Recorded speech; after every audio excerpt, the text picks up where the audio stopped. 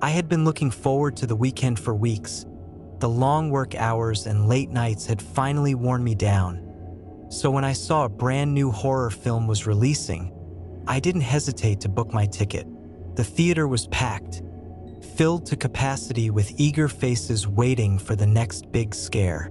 The familiar scent of popcorn and the chatter of people finding their seats surrounded me, creating a vibrant atmosphere. It was comforting in a strange way to be amongst so many people. The lights dimmed, and the room hushed as the opening credits rolled. For the first half hour, the movie did its job, managing to hold my interest with decent jump scares and eerie moments. But soon the pacing began to drag, and the horror became predictable. The monster was shown far too early, its design more comical than terrifying, and I could feel my attention slipping. The theater felt warm, cozy even, and before I knew it, my eyes became heavy. I must have drifted off somewhere during the second act, barely registering the movie's dull climax. When I finally woke up, it was with a start, my neck stiff from the awkward position I'd been sleeping in. I glanced around, expecting to see the credits rolling or people shuffling out of the theater, but to my confusion, the room was completely empty. The screen was dark, no ambient light casting the usual post-movie glow. The room was steeped in an unnatural silence, the kind that weighed heavy, almost pressing on my chest. The air felt different, colder, and there was a distinct sense that something was very wrong. I stood up, rubbing my eyes, wondering how I had slept through everyone leaving. I checked my phone for the time, but to my dismay, the screen was black, refusing to turn on. A sinking feeling gripped me as I looked around once more. The once pristine theater, full of life just hours ago, now appeared to have been abandoned for years. The red velvet seats were covered in a fine layer of dust, and the walls, which had been adorned with vibrant movie posters, were now peeling, exposing dark, moldy patches underneath. The scent of buttery popcorn had been replaced by the musty stench of decay. The fluorescent lights overhead flickered sporadically, casting an eerie, uneven glow across the rows of seats. My heart pounded in my chest as I tried to make sense of what was happening. That's when I noticed something strange in my lap, a single sheet of paper. My fingers trembled as I picked it up, my heart sinking as I read the message written in thick, black ink. After reading this rule, hide behind the cinema seats immediately after revising it. Do not move until you're certain you are alone. Don't even peek. Can sense you easily if you are in plain sight or make noise. Once you're certain you are alone, sneak out of here, but carefully. It likes to play with its prey. Every time you hear it sing a lullaby, hide before it's too late. It is a 7-foot-tall woman with long, straight, black hair and a singular eye, with skin so pale it's almost white. You will have to navigate your way out of the cinema without confronting her. Good luck. My blood ran cold as I reread the words, trying to wrap my head around the absurdity of what I was seeing. But something deep inside, a primal instinct, told me to take the warning seriously. Without wasting a second, I dropped the note and slid off my seat, crouching low behind the row of seats in front of me. My heart pounded in my chest so loudly I was sure it would give me away. I forced myself to take shallow breaths, each one a painful reminder of the unnatural quiet that had descended upon the theater. For a long moment, there was nothing. No movement, no sound, just the oppressive silence. I strained my ears, trying to pick up on anything that might indicate I wasn't alone. Then, faintly, in the distance, I heard it, a soft, melodic voice humming a lullaby. My heart raced, and I pressed myself further down behind the seat, trying to blend in with the shadows. The sound of the lullaby grew closer, its tune haunting and slow, like something a mother would sing to her child before bed, but twisted, wrong. I couldn't bring myself to look. I didn't need to. The description from the note was burned into my mind, and I knew what was coming for me. The humming stopped suddenly, replaced by the slow, deliberate sound of footsteps. They echoed through the theater, each step a chilling reminder of the danger I was in.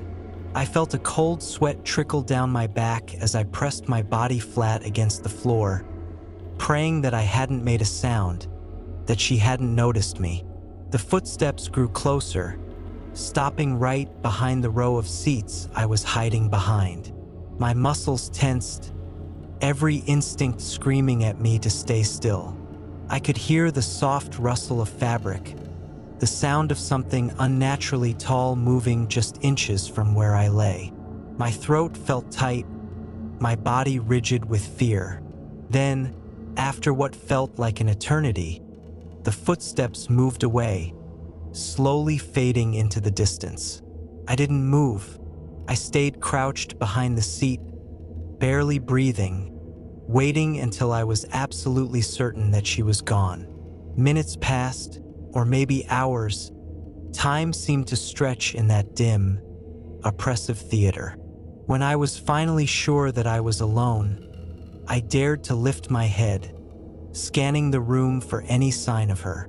Nothing. The coast seemed clear, but the silence was still deafening, unnatural. I knew I had to get out of there. I stayed low, crawling between the rows of seats, trying to make as little noise as possible. Every creak of the floor or rustle of fabric made my heart leap into my throat. I reached the end of the row and slowly peered out from behind the seats. The theater's exit was on the other side of the room, a distant, shadowy door that seemed much farther than I remembered. I stayed crouched, moving along the aisle as quickly and quietly as I could, my eyes darting around, searching for any movement in the shadows. My breath caught in my throat as I heard it again. Faint, almost distant at first, but growing louder with every passing second. The lullaby. It was coming from somewhere behind me, and it was getting closer. My pulse raced as I ducked behind the nearest row of seats, pressing myself flat against the sticky, grimy floor once more. The lullaby was right behind me now, the voice melodic yet filled with something sinister, like a predator toying with its prey. I could hear the soft tapping of her footsteps again, moving with an unhurried grace. She knew I was here somewhere, and she was in no rush to find me.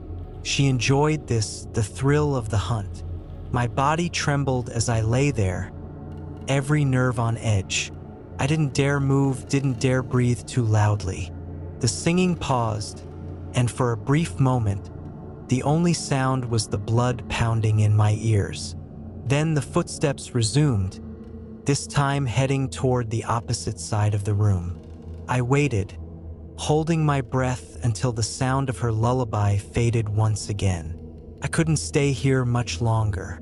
I needed to make my way to the exit, but I had to do it without alerting her. I crawled, keeping low, using the seats as cover, pausing every few steps to listen for her. The exit was close now, just a few more feet. My heart leapt with a surge of hope, but that hope was crushed when I heard the singing again, much closer this time. She was between me and the door. I ducked down behind the final row of seats, peeking through the narrow gaps. There she was, standing in the aisle, facing the door, her back to me. She was tall, much taller than I had imagined, her figure looming in the dim light. Her long, black hair hung in heavy strands down her back, almost touching the floor. Her skin was impossibly pale, and even from this distance, I could see the unnerving singular eye peeking through the curtain of hair, wide and unblinking. She didn't move, didn't make a sound. It was as if she were waiting for me, daring me to make a run for the door. I stayed frozen, watching her, my body tense, my mind racing with fear and the urge to escape. I stayed crouched, heart hammering in my chest, eyes locked on the creature as she stood motionless in the aisle, her eerie lullaby having come to an unsettling stop. I didn't dare move, not yet, waiting to see if she'd make another sound or take a step toward the exit. But she remained still, like a grotesque statue. I knew I couldn't wait much longer. My body was trembling, the adrenaline pumping through me as I tried to plan my next move. The exit was right there, only a few feet away, but she was standing between me and my escape. I considered my options, knowing full well that my chances were slim if I tried to run past her. But staying here wasn't an option either. She was playing with me, giving me the illusion of choice, of safety, and I knew that if I didn't make my move soon, she'd make hers. Gathering every ounce of courage I had left, I prepared myself. I would have to be fast, silent and fast. I counted to 3 in my head, my breath shallow. Then I darted out from behind the seats, keeping low to the ground, my body moving as quickly as I could manage. I didn't look at her, didn't check to see if she had noticed me. I just ran, my legs burning as I sprinted for the door. I reached it, my fingers grasping the cold metal handle, and with a panicked yank, I threw it open, stumbling out into the hallway beyond. The heavy door slammed shut behind me, and I was plunged into a long, narrow hallway, dimly lit by flickering fluorescent lights. The air out here felt just as stale, as if no one had walked these halls in years. The walls were lined with door after door, each identical to the last, and the space seemed to stretch on endlessly, as though the exit had somehow moved far beyond my reach. I had no idea which way to go. The theater had been packed when I entered, bustling with life, and now it felt like I had stepped into a forgotten, decaying version of the place. My memory of how I had entered the building was fuzzy, muddled by the panic that had gripped me since I'd woken up in the empty theater. Every hallway seemed the same, every door a mirror of the last. The silence out here was oppressive, like the building itself was waiting, watching. My footsteps echoed unnaturally as I began to walk, glancing at the doors as I passed them. They were numbered, but the numbers made no sense to me. No pattern I could follow, no clear path to lead me out of this nightmare. I turned down another hallway, the lights flickering above me, casting long, eerie shadows on the walls. My pulse quickened as I realized I could no longer hear her lullaby, which somehow made things worse. The silence was far more unnerving than the sound of her voice. I could feel her presence, though somewhere close, lurking in the shadows, waiting for the perfect moment to strike. My breath came in shallow gasps as I quickened my pace, my mind racing, trying to remember any details of how I had entered this cinema. But it was all a blur, and the further I walked, the more disoriented I became. The hallways seemed to twist and turn in on themselves, like a labyrinth designed to trap me, to confuse me, and I realized with a sinking feeling that I was completely and utterly lost. I stopped in front of one of the doors, hand hovering over the handle, considering whether I should try one of them. Maybe there was a way out through one of these rooms, but the thought of what might be lurking behind them made me hesitate. I couldn't shake the feeling that whatever was hunting me, whatever had laid out these twisted rules, was playing with me, leading me deeper into its domain. A soft sound reached my ears then, a low, humming note that made the hair on the back of my neck stand on end. It was distant at first, but unmistakable. The lullaby, My heart leaped into my throat as I realized it was coming closer, growing louder with each passing second. I spun around, frantically searching for a place to hide, and darted toward the nearest door, wrenching it open and throwing myself inside. I closed the door as quietly as I could, pressing my back against it, my breath ragged as I listened for any sign that she had followed me.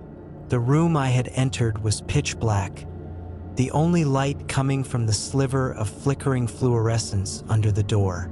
I stood frozen in the darkness, straining to hear anything beyond the steady pounding of my heart. The lullaby faded again, and for a moment, I thought I had lost her. But then, from somewhere just beyond the door, I heard the soft sound of her footsteps, slow and deliberate, tapping against the tiled floor of the hallway. My blood ran cold. She was right outside. I pressed my hand over my mouth, forcing myself to stay silent, to remain as still as possible. The footsteps stopped directly in front of the door, and I could hear her breathing soft, steady, and far too close. My muscles tensed, my entire body on edge, waiting for the door to creak open, for her to reach in and drag me out of the shadows. But she didn't. Instead, the lullaby started again, quieter this time, as if she were singing it just for me. I closed my eyes, trying to focus, trying to keep my panic from overtaking me. I had to stay calm. I had to survive this. The singing grew fainter again, and after what felt like an eternity, her footsteps moved away. I waited until the sound disappeared entirely before daring to move. Slowly, I reached for the door handle, my fingers trembling. I cracked the door open just enough to peek out into the hallway. Empty.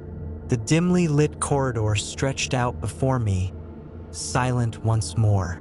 I slipped out, keeping close to the wall, my movements cautious and deliberate. I didn't know where she was now, but I knew she wasn't far. She was always close, always watching, and she was far too patient to rush the kill. I made my way down another long hallway, my eyes darting from door to door, searching for any sign, any clue that might lead me to an exit. But everything looked the same, and the disorienting layout of the cinema made it impossible to keep track of where I was going. The walls felt like they were closing in on me, the air thick and suffocating. My footsteps felt louder now, even though I was trying my best to move quietly. Every creak of the floor sent a jolt of fear through me, and I found myself glancing over my shoulder more frequently, half expecting to see her standing at the end of the hallway, watching me with that single, unblinking eye. I turned another corner, and my heart sank. The hallway stretched on for what seemed like miles, a never-ending row of doors and flickering lights. Panic threatened to overtake me, and for a brief, terrifying moment, I felt as though I would never find my way out, that I would be trapped here forever, endlessly running through these cursed hallways. Then, from behind me, I heard it again, the lullaby, faint but unmistakable. She was coming. I froze as the lullaby drifted toward me from the darkened hallway, faint but unmistakable, growing louder with each passing second. My heart pounded in my chest, fear washing over me like a cold wave. She was coming, and this time, I knew she wouldn't be far behind. My breath caught in my throat as I turned my head slightly, just enough to glance over my shoulder without making any noise. The dim corridor stretched out behind me, seemingly empty, but I knew better. She was close, too close, and I could feel her presence, that unnatural chill creeping through the air. I forced myself to move, my legs heavy with terror as I began to walk faster, then break into a desperate run. The hallway seemed to stretch on forever, each step echoing in the eerie silence, the doors to either side blurring together as I pushed myself harder, trying to outpace the rising melody of her song. The lullaby grew louder, closer, and I risked a glance over my shoulder again. My heart nearly stopped as I saw her, just at the edge of the flickering light, her towering figure emerging from the shadows. Her long, straight black hair flowed around her pale, almost ghostly skin, and that single enormous eye stared unblinking, fixed on me with a chilling intensity. She wasn't walking anymore. She was moving toward me with an unnatural, jerking speed, her long limbs contorting as she closed the distance between us with terrifying precision. My breath hitched in my throat, panic seizing me as I pushed myself even harder, my feet pounding against the floor as I raced down the seemingly endless hallway, frantically looking for an exit, any way out. The walls felt like they were closing in, the flickering lights above casting long, distorted shadows that twisted and writhed around me. I could hear her now, not just the lullaby but the soft tap of her footsteps as she gained on me, and the occasional sickening creak of her joints as she moved faster than any human should be able to. The exit had to be close, I had to be getting close, but the hallway just kept going, and the doors, all identical, offered no clues, no signs, no escape. My lungs burned with every breath, and my legs felt like they were about to give out, but I couldn't stop, not now. Her song was louder than ever, her voice hauntingly beautiful yet filled with a sinister undertone that sent a shiver down my spine. Suddenly, up ahead, I saw it, an emergency exit sign, flickering weakly above a door at the far end of the corridor. Relief surged through me, and I put everything I had left into a final sprint, my muscles screaming in protest. The exit was so close, just a few more feet, but so was she. Her lullaby twisted into a low, mocking laugh, and I could feel her right behind me, the air growing colder as her presence pressed down on me, suffocating. I reached the door and slammed my hand against the push bar, throwing myself into the stairwell beyond. The heavy door clanged shut behind me just as I heard her reach it, her laugh echoing through the narrow space. I tumbled down the first few steps, catching myself on the railing as I scrambled to my feet, the echo of her voice still ringing in my ears. She didn't follow me into the stairwell, but I could still feel her presence, lingering just on the other side of the door. For a moment, everything was silent, and I allowed myself to believe that I had made it, that I had escaped. But then, from the other side of the door, I heard her laugh again, soft and mocking, followed by the faint, lilting melody of her lullaby. It floated up the stairwell, growing fainter and fainter as she moved away, as if she were letting me go. A chill ran down my spine, and I realized with a sickening certainty that this wasn't over, that she wasn't done with me yet.